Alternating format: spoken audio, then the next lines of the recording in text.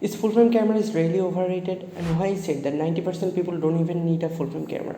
Let's talk about it.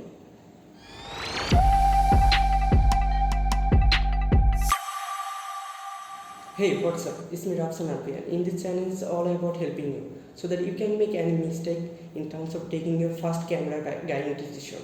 In today's video, I'm going to share 5 points so that you can understand that which one should be a good decision for you. Should you need a full frame camera, or an aps-c crop body camera will be more than enough for you?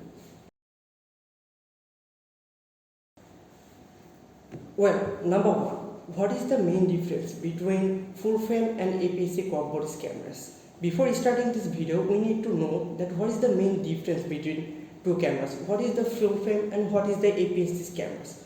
Well, the main difference between two cameras is the sensor size. The sensor size of full frame cameras is usually bigger than an aps-c cameras. Like there are 3 brands is well known worldwide.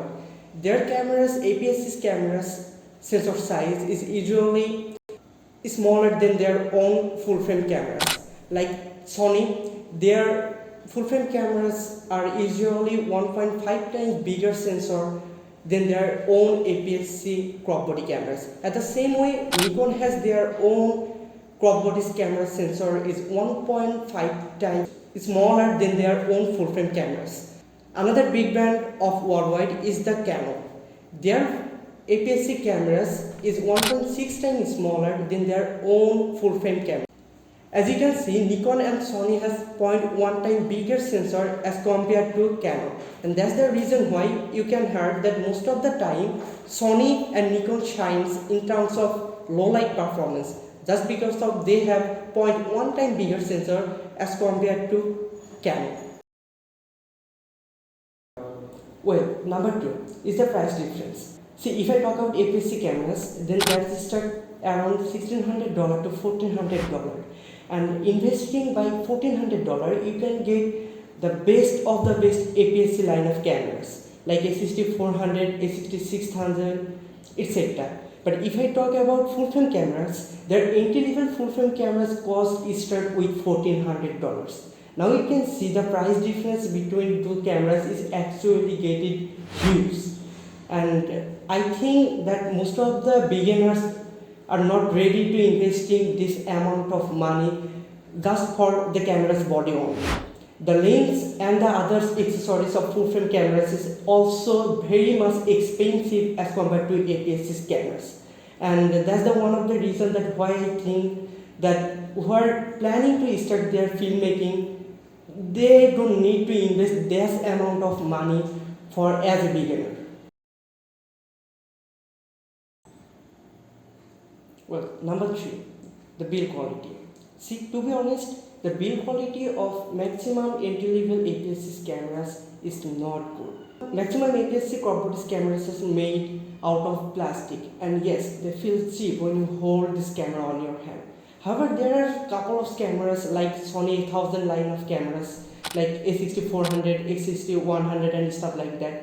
They come with a very good build quality. Like they build with the aluminum, and yes, they feel good. But most of the entry level aps-c cameras is not well built. Like there are one of the most famous camera is aps-c lineup is the Canon M50, and they are built with a plastic, and they doesn't feel as much as premium.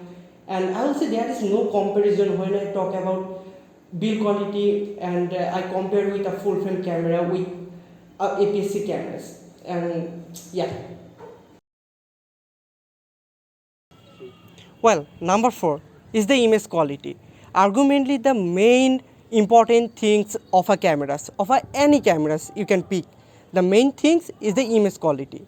Now question is, we already see the price difference of two cameras is already huge, and question is easily comes that amount of difference of pricing, that means the image quality is that amount of different, and the full frame camera's image quality is that amount of good as compared to an aps-c cameras.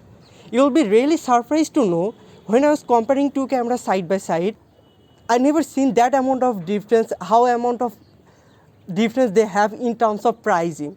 Yes, I see a little bit difference when I was comparing two cameras side by side. The full frame camera shining in terms of the low light performance and handling HDR. How a full frame camera was handling the HDR is really surprising. When I was comparing these two cameras images side by side in my computer monitor, I was really surprised that to see that how good the full frame cameras are handling this HDR, and that is the only one point where I can tell that yes, this one is full frame and this one is aps-c.